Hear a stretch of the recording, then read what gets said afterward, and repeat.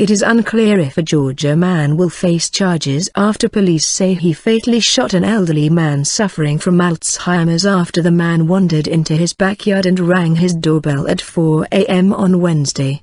The Times Free Press reported, sheriff's officials say Ronald Westbrook, 72, had walked about 3 miles in sub-freezing temperatures with his 2 dogs, then knocked on 34-year-old Joe Hendrix's door. They say Hendrix, who is saddened and heartbroken, walked outside the home he rented in the Chickamauga, a neighborhood near the Tennessee border, and confronted Westbrook. He gave several verbal commands, but Westbook, who was slow to talk, continued to walk toward him. The paper reported, "In my personal opinion, I believe that he should have stayed inside the house," he said.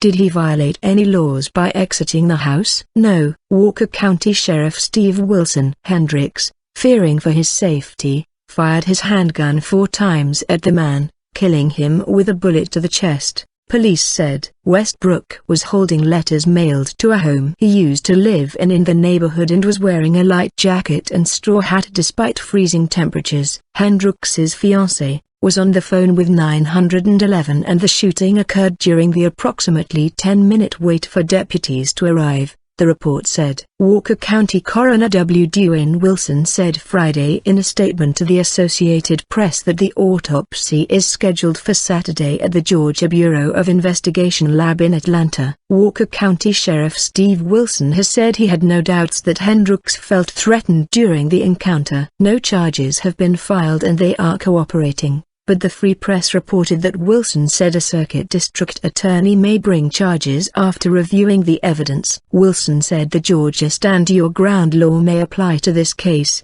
the report said. "In my personal opinion, I believe that he should have stayed inside the house," he said. "Did he violate any laws by exiting the house?" "No." Georgia's self-defense law generally allows a person to use force when they have reason to believe they are under a physical threat.